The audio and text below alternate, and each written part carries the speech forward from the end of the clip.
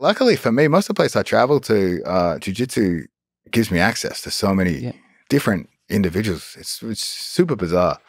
Like oligarchs, royalty, I guess tech wizards. It's a strange group of people, like a cult around the world of I get strange access just for being good at wrestling dudes. Yeah, martial arts. There's like a code and there's a respect, a mutual respect, even if you don't know anything about the other person. If you both have done martial arts, I mean, there's similar things with judo, with jiu-jitsu, with grappling, all of that. I don't know what that is. Yeah, it's like an inner circle. That's kind of like, because this film project we're working on, it's kind of focused on that, is because of the history I have in jiu-jitsu and traveling and doing seminars and just getting access to strange experiences from the locals, strange in a positive way, and participating in those experiences. That's what I sort of wanted to focus this travel show on, was the community of jiu-jitsu people around the world kind of really has no sort of ethnic background, religious background, even level of wealth. Like, it sounds, as cheesy as it sounds, kind of a good equalizer on the mats, and that community camaraderie sort of knows no limits there. Including like mats, the shittiest mats in some small town in the middle of nowhere. 100%. Even like Sheikh Tarnoon, who started ADCC, I know when he went to the US and he studied there, he would train at a very simple gym. He wouldn't declare who he was. Like, I watched a documentary produced about sort of the story of Sheikh Tarnoon and how he studied in America, basically in anonymity. The people at his gym didn't know who he was in his country, and he trained there. He trained with them for years, cleaned their mats like anyone else, and then they didn't realize who he was until he said, "Hey, I want to invite you to my country." But he actually meant, basically, as royalty, come, and then they realized who this guy was and the significance of him. That's gangster. That's great. One of the things I love about no-gi jiu-jitsu is like you don't see rank. So on a small scale, there's no hierarchy. That emerges when you have the different color belts. Everybody's kind of the same. It's nice. Yeah, you get to like see the skill. The skill speaks, but there's just like a mutual respect and whatever. I mean, you can quickly find out who. I actually wonder if I would be able to figure out the rank of a person. You think you can usually figure out how long a person's been doing jiu-jitsu? I like to think with some of the aggressive clothing choices I've made and sold in the sport, that should be a beacon that person is a blue belt. Has hopefully some talent, because they're fearlessly provoking the other party there.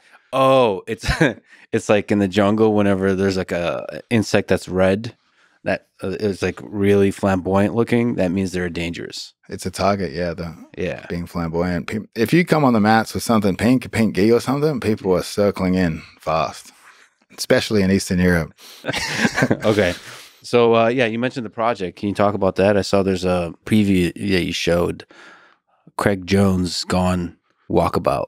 Gone Walkabout, yeah. And so you showed a preview in Indonesia where you're both kind of celebrating and maybe poking a bit of fun at Hicks and Gracie. Hicks and Gracie, yeah. So I like to match looks from time to time in an homage. You look sexy. It's comfortable, actually. I enjoy it. Yeah, you should keep it. I'll only wear this now. I'll wear this for this for the Gabby match. I mean, we're trying to do a documentary series because the way I see it is I want to grow the sport of jiu-jitsu. Yeah. And this sounds funny to say now because I'm doing a tournament, but everyone tries to do it through competition. But as we know, most jiu-jitsu gyms we visit, a very small percentage of people compete, let alone compete regularly. You'll go to gyms that could be brown or black belts that don't know many of the big name competitors. So my thoughts were, we're never going to grow this sport by competition. We're going to grow it by appealing to the large majority of people that do it, which are just people that enjoy it for the benefits it provides to them, whether health or psychological. And obviously many people inspired by Anthony Bourdain. Basically, he was looking at what he did with food by showing the very interesting characters in the food culture, the food industries, especially with street food, and building around that. So I'm trying to look at jiu-jitsu like a giant cult.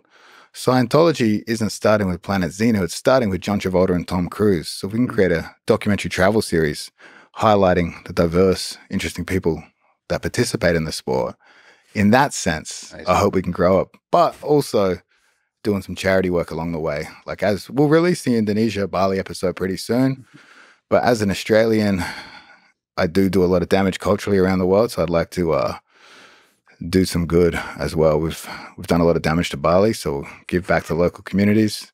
We have an Australian there that runs an Academy Christos. He's one of the guys we're donating a portion of the ticket sales to from our event. But he basically went straight into a Balinese slum, started teaching jiu-jitsu on a mat under a tree, and then slowly through donations has built a gym. And his real focus is not just taking money from people and gifting it to them to help the community, but to teach them skills. So he'll take a lot of the disadvantaged kids and he'll teach them things like photo editing so they can get that work from the internet, really. Incredible guy. It's good to know that you see yourself as the John Travolta of jiu-jitsu. Many masseuses have accused me of the same thing, unfortunately. All lies. Yeah, there's a lot of there's a lot of similarities between the two of you. So you mentioned Anthony Bourdain. What do you like about the guy? What do you find inspiring and instructive about the way he was able to, as you said, scratch beneath the surface of a place? I just felt like he's very authentic. Wasn't afraid. Like, this is something I had trouble with when we first started doing the travel show. It's easy to do a travel show if you only say positive things about a place. Yeah. You know? But he would find a very creative way to show what's good and bad, a very honest reflection of the place. So that's something I would strive to do. However, in some places, it's very difficult. You know what I mean? Like, for example, Kazakhstan. If I were to say something negative about Kazakhstan, they'd be like, who's this foreign idiot talking about our culture? And I think that was what was incredible about Bourdain, is he could talk about both the good and bad of places, and he would do it in such a way that it was tasteful and was respected by the locals.